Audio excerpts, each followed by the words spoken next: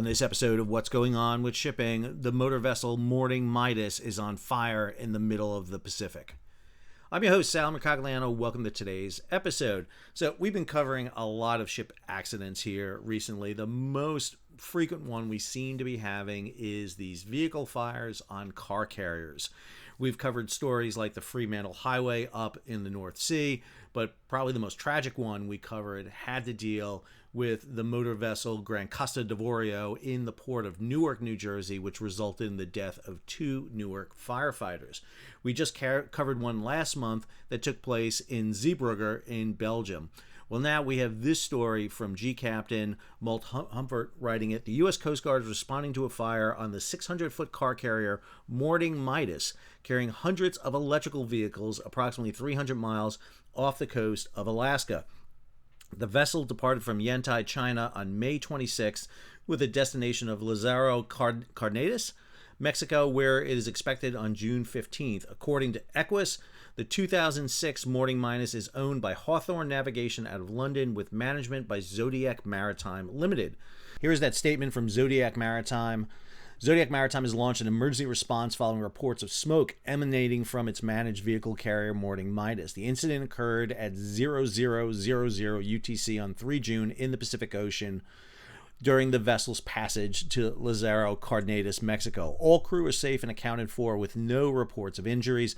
The vessel is loaded with around 3,000 vehicles, 800 of which are electrical vehicles. Smoke was initially seen emanating from a deck carrying electrical vehicles. The crew immediately initiated emergency firefighting procedures using the vessel's onboard fire suppression systems.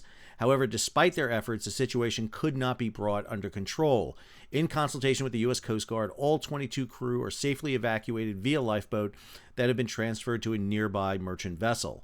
The relevant authorities have been notified, and we are working with emergency responders with a tug being deployed to support salvage and firefighting operations. Our priorities are to continue safety of the crew and protect the marine environment. We would like to thank all parties involved. Morning Midas is a Liberian-flagged pure car and truck carrier PCTC built in 2006. She is managed by London-headquartered Zodiac Maritime. Let's break down that statement. Electrical vehicles on fire? Get the hell off the boat. That's it. I mean, there's no other response from merchant mariners than that. EV fires are the worst fires to fight. I am a firefighter. I've been a firefighter for 25 years, still a captain on my volunteer fire department. EV fires are very simple. Just get them out of the way. Protect the exposures, protect everything else. You are not putting them out. They're going to burn until those lithium-ion batteries complete their thermal runaway and dispel all their energy. Remember, lithium-ion doesn't need oxygen. You can bury that in the ocean. It's still going to keep burning. And we're going to talk about the measures that this crew took to prevent the spread of the fire on board and what this means going forward. This is the motor vessel Morning Midas, a very typical PCTC, pure car and truck carrier that we see out there. 6,000 vehicle capability. Now that's 6,000 standard size vehicles. So if it carries larger vehicles or it's not fully loaded, it'll carry less. We know this vessel is carrying 3,000. You'll see the ship has a side port ramp. You can see it being kind of extended here a bit. And then there's a larger stern ramp on the vessel. The best way to envision a car carrier is a parking deck, a 13 to 14 story parking deck. Here's a good cutaway. It shows you vehicles being loaded up that stern ramp here on the starboard quarter and then up the starboard side ramp. And what you have is a series of decks. And these decks could be absolutely bumper to bumper full of vehicles.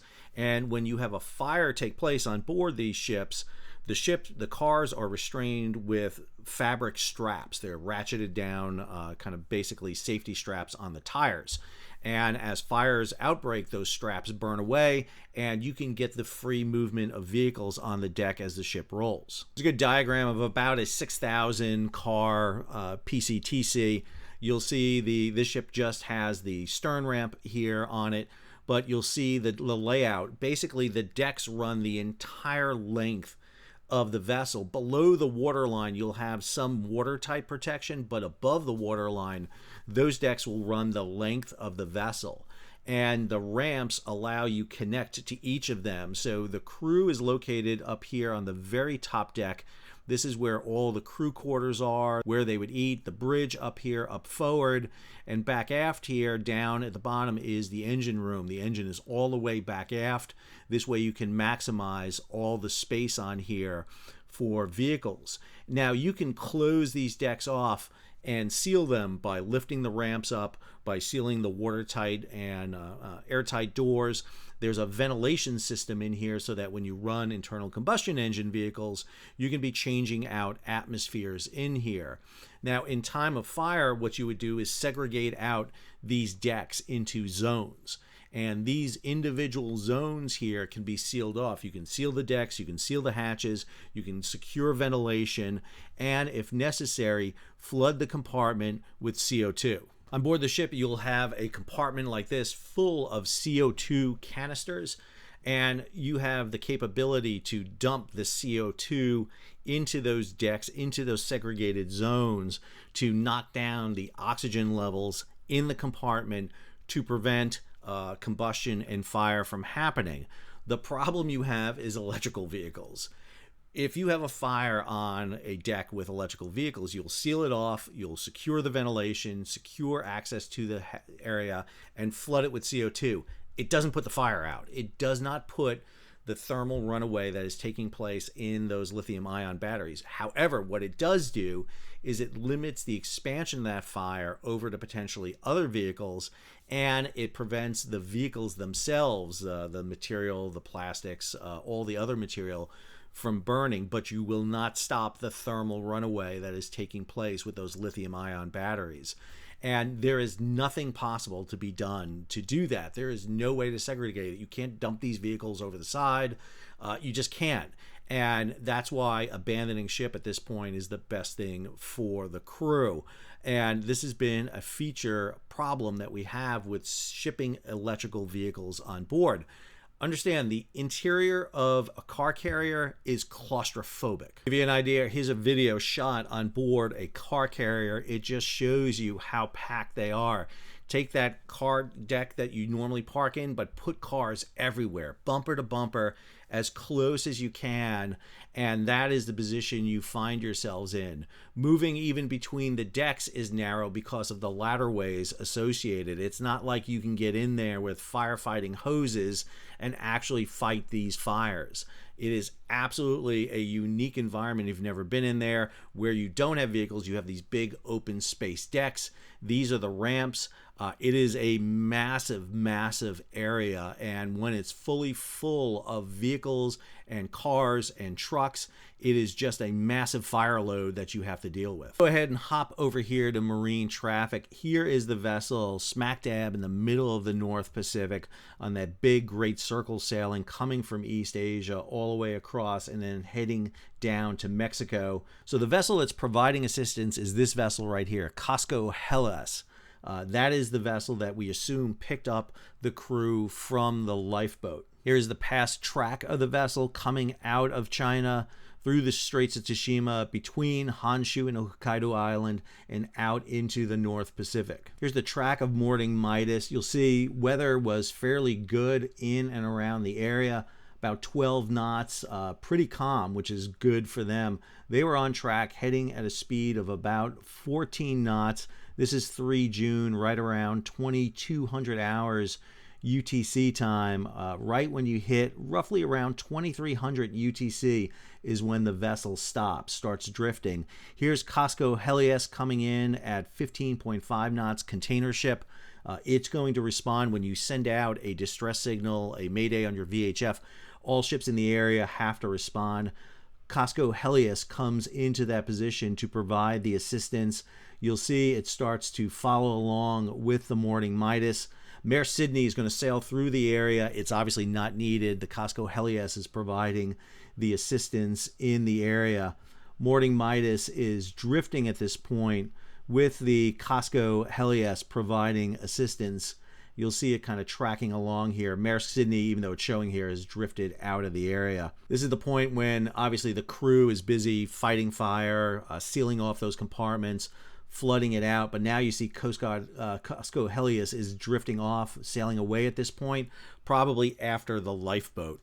and securing the lifeboat from the vessel, and now pursuing after morning Midas. The important things on a car carrier fire is for the crew to get off when they still can. Because of the design of these vessels, and I noted before that the crew living areas and compartments are all the way up here on the top deck, so is the lifeboat. The lifeboats on port and starboard side are really high up on these car carriers. You're talking about 10 to 12 decks potentially up. So you're talking about 100 to 120 feet above the water line.